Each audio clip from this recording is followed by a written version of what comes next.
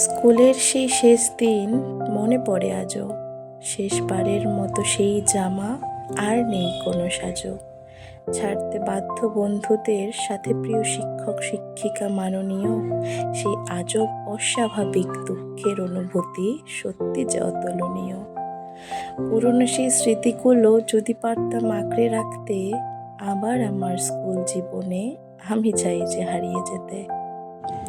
Hello everyone, কেমন আছো তোমরা সবাই? আশা করছি সবাই অনেক ভালো আছো, আর আমিও তোমাদের দোয়া এবং আশীর্বাদে অনেক ভালো আছি। আজকে 5 সেপ্টেম্বর, এই উপলক্ষে আমাদের স্কুলে প্রত্যেক বছর একটি অনুষ্ঠান হয়, এবারও হচ্ছে। তো তাই আমি আর আমার একটি বান্ধবী দুজনেই এসেছি স্কুলে।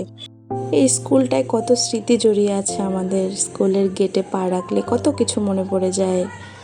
তো যাই হোক, আজকে এই অনুষ্ঠানে আমাদের স্যার একটি প্রশ্ন করেছে। প্রশ্নটি হলো যে 2 প্রধানমন্ত্রী একই দিনে বিবাহবার্ষিকী।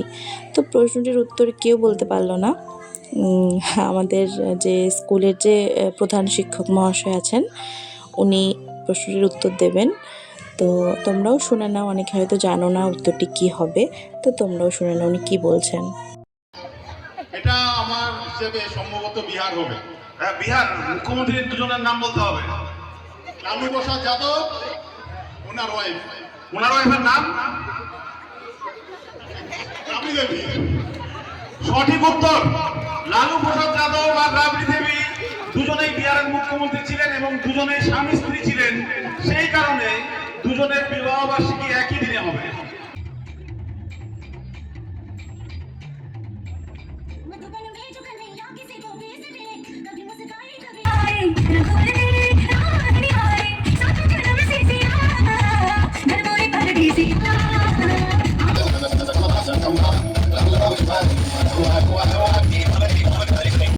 তারপর প্রোগ্রাম দেখে আমরা একটু ফুচকা খেতে চলে গেলাম।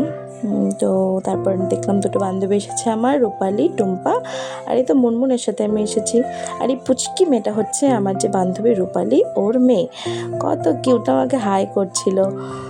তো যাই হোক, তো এবার চলো উপরে যাই। ভাবলাম স্কুলটায় এসেছি তো উপরে যাই, ক্লাসরুমগুলো দেখি, অনেকদিন থেকে দেখা হয় না। তো উপরটা হচ্ছে গার্লসদের জন্য, মানে উপরটায় মেয়েরা আর নিচটা ছেলেদের, নিচের ক্লাসরুমগুলো ছেলেদের।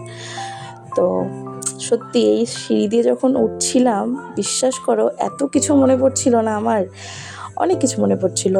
আর আমার স্কুলে বেশি দিন ছিলাম না, আমি ক্লাস 5 থেকে 8 অবধি এখানে ছিলাম, তারপর আমি মিশনে চলে গেছি। তো এখানে সত্যি আমার 8 অবধি যে ছিলাম, প্রত্যেকটা স্মৃতি আমার এখনও মনে আছে। কি করতাম, কোন জায়গায় কি করতাম, কোথায় বসে থাকতাম, স্যার ম্যাডাম না আসলে কি করতাম, সব কিছু মনে পড়ে গেল। সব কিছু আগের মতোই আছে। হ্যাঁ, স্কুল, ক্লাসরুম সব একই রকম আছে, কিন্তু শুধু সময়টাই একরকম নেই, সময়টাই চেঞ্জ হয়ে যায়, তাই না?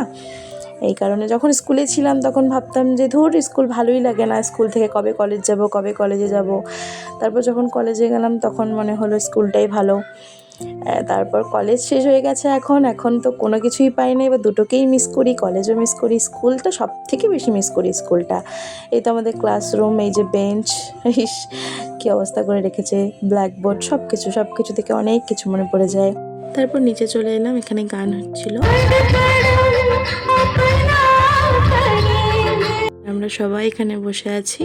এরপর সবাই মিলে নাচ করছিল।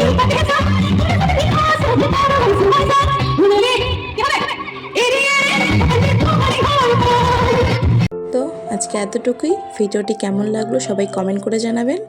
সবাই ভালো থাকবেন, সুস্থ থাকবেন, দেখা হচ্ছে অন্য একটি ভিডিওতে।